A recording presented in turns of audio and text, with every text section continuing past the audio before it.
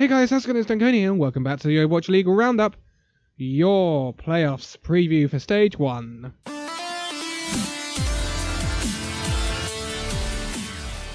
So, here we are, playoffs for Stage 1. Stage 1 is gone, crab. It's pretty crazy. This has gone actually really quickly, in my opinion. I don't know about you guys, but first of all, before we get into the fixtures, because there was some housekeeping stuff that had to be done, we are going to look at what we're going to have in Stage 2, because we now know what's going on. There has been a slight adjustment to the maps for Stage 2. They will happen in a different order. So in Stage 1 we had Control, then we had Hybrid, then we had Assault, then we had Escort. In Stage 2 it will be Control, Assault, Hybrid, Escort. This is... The Overwatch League is saying this is to reduce the likelihood that a match is decided partway through the third map. Okay, whatever. But obviously, as if you were with us for the inaugural season, the map pool will change. So, the only maps retained from the Stage 1 map pool are Busan, Temple of Anubis, King's Row, and Rialto. Coming into the map pool for Stage 2, on Control we have Lijiang Tower and Oasis. I'm sure London Spitfire are absolutely over the moon to hear Oasis is back. You've got to get over that jinx. You did it in the playoffs last season, so hopefully you can do it again. Assault, we get to see our new map, Paris. I'm sure the Eternal will want to get off on a good start on that one. We also see the return of Hanamura, which is always very entertaining. On Hybrid, we have the return of Blizzard World, along with Eichenwald to join King's Row. Eichenwald, we tend to see quite a bit of Pharah. I wouldn't be surprised to see Jinmu of the Chengdu Hunters playing Pharah on Eichenwald. Should be really interesting. And then Escort, we have the return of Watchpoint Gibraltar, alongside Rialto and Junkertown. Junkertown, obviously, it is possible that we get the notorious pirate ship. So, the tiebreaker will be one of the two Control maps not already played in the series. That is the map pool for Stage 2. Obviously, Paris is going to be a new map. It's going to be the first time we see this in the Overwatch League. Be interested to see what that comes out with. Obviously, the big news is we're going to get Hero 30. Baptiste will be part of Overwatch League Stage 2. And that obviously tells you that we're going to be on the patch that's just gone live on the normal service for Overwatch, which brings a lot of tweaks to a lot of heroes, is aimed to quash goats. But we don't know until we see the pros play it, so I've already done a speculation video on that. I'm not going to go speculating again. So, that is the big points from the Stage 2 preview. The map pool is really interesting. There's going to be some really, really interesting games on those maps. I can fully believe it. But I think that's enough of Stage 2 talk. We have still got Stage 1 playoffs to talk through. So, there was a bit of housekeeping to do. Because Seoul Dynasty and the San Francisco Shock finished level on map differential and game record, as well as the Philadelphia Fusion and Toronto Defiant also finished equal, they had to decide who were going to finish in certain places. So, as I work this out a second, Seoul Dynasty decided, well, I don't think it was Seoul, it was San Francisco Shock that decided that they would play a game against the Seoul Dynasty to decide who would take the spot in the standings.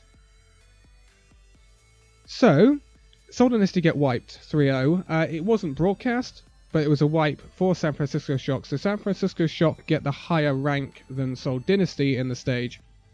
This was a bit different for Philadelphia and Toronto. They decided it on a coin flip.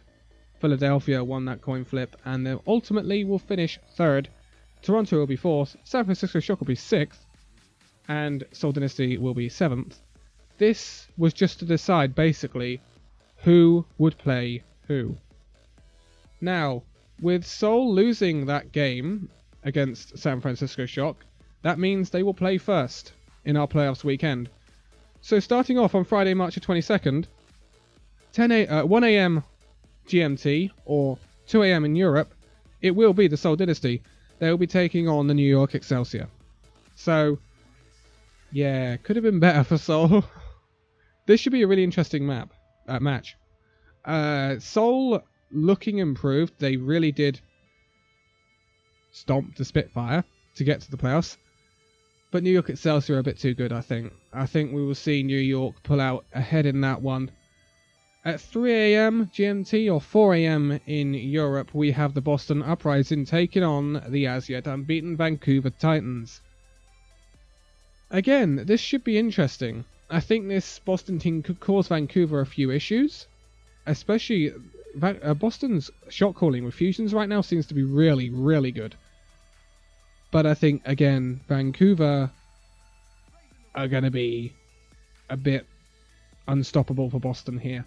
There's only one team out of this lot I could actually see beating Vancouver. We'll get onto that in a minute. On Saturday, March the 23rd, at 1 a.m. GMT or 2 a.m. in Europe, you have the Atlanta Reign taking on the Philadelphia Fusion. That should be a heck of a close game. That should be really, really close. The two games on the Saturday should be closer than the Friday games, in my opinion. I can't tell you who's going to win out of Atlanta or Philadelphia. I would like to say Atlanta, simply because Fusion look iffy at times, and I think Atlanta could exploit some weaknesses. But it will be close. It is a game well and truly up for the grabs there. And at 3 a.m. in GMT or 4 a.m. in Europe, you have the Shurk taking on Toronto Defiant. Again, this should be an incredibly close game. Shurk did not have the rub of the green, so to speak, or the luck of the draw. In Stage 1, they had to play Vancouver, Excelsior. They played a lot of good teams, Shurk. So, ultimately their game record was not brilliant, but they played a lot of big teams. So, Toronto had a very good stage, but didn't have the fixture list that Shurk had. These two teams could be very, very even matched, and again, could be really, really close. I would go for Shurk though, simply because they 3-0'd Seoul to get the favourable fixture. That's interesting. Maybe Seoul sandbagged because they wanted to play New York. If they did, and I don't know why. But I think I would go for Shurk for that one. So that is the quarterfinals. Then at 7 p.m. on Saturday, you will have the first semi-final. And at 10 p.m. on Saturday, this will be 8 p.m. in Europe and 11 p.m. in Europe. 10 p.m. or 11 p.m. you will have the second semi-final. I don't even know. I would assume it goes on the days, right? So either Seoul or New York will play... No, it doesn't actually. No, I know the way the bracket works. Seoul versus New York. Seoul or New York versus Atlanta or Philadelphia, I think. Then it would be Boston or Vancouver versus San Francisco or Toronto, is how I'd look at it. Because I think the only way Vancouver and New York meet, because they were divisional leaders, would be in the final. Talking of the final will be on Sunday, March the 24th. It will be at 7 p.m. GMT or 8 p.m. in Europe. One thing to note is that you'll see there are 3 hours between the semi-finals. That is because the semi-finals and the final are best of 7 maps, not 5. So a heck of a lot of Overwatch to watch during those games. Oh boy, it should be really exciting. I can't wait to see what Seoul might do. Whether they go for their more aggressive style or their defensive style with Marvel or Fisher. Fisher worked very well against London, but Fisher is London's bogey player. They can't beat him. Defensively, with Marvel, Seoul looked quite good. Maybe they'll play New York at their own game. Because if there's one thing that New York loves, it is people to aggress on them. Because they just pick you off. So maybe Seoul will try and cancel them out. And if they do, it would be really clever tactically for Seoul to do that. Vancouver, who would be my winner of the stage playoffs? That's the question, I guess. That's like got $500,000 on the line. Most people will say it's out of New York or Vancouver. I would probably incline to agree. Although, looking at this stage, there's been a lot of shocks. So, who knows? New York. They look very, very good. But, and this is the interesting thing, New York love aggressive teams, right? Because they play this defensive style, they love enabling JNATHYN, and they love aggressive teams that will aggress onto them. Vancouver will do that. So, maybe, just maybe, it won't go the way we're thinking, and New York might actually quite comfortably beat Vancouver. It's difficult. A really difficult one. There are outsiders as well. Shurk, Atlanta could pull a few strings. Toronto certainly could, and Seoul could. The only two teams I really don't see winning it are Boston and Philadelphia. Simply because Boston, I don't think they're quite there. They've got good shot calling, but apart from that, Fusions is good, but I don't think he can carry them to a stage final. Philadelphia, we have seen iffy Philadelphia against Florida Mayhem and the likes. So, against better teams, I think they'll get picked apart. Toronto, Shurk and Dynasty and Reign, slightly different because they can have slightly different looks. Shurk are good in the 3-3 meta, and they have the advantage of already having played New York and Vancouver, so they will know their weaknesses against those teams and they will have been able to work on them. As we saw with Vancouver taking on Guangzhou, they had a tough time against Guangzhou in the first match, it ending 3-2 to Vancouver, but then in the second match, Vancouver 4-0'd them, because they knew what was coming. So, if Shurk can learn like that, they have a chance of beating a team like Vancouver. Toronto, I don't know with Toronto. Toronto is still up in the air for me. They look very good. I'm just yet to see them really prove themselves against big boys.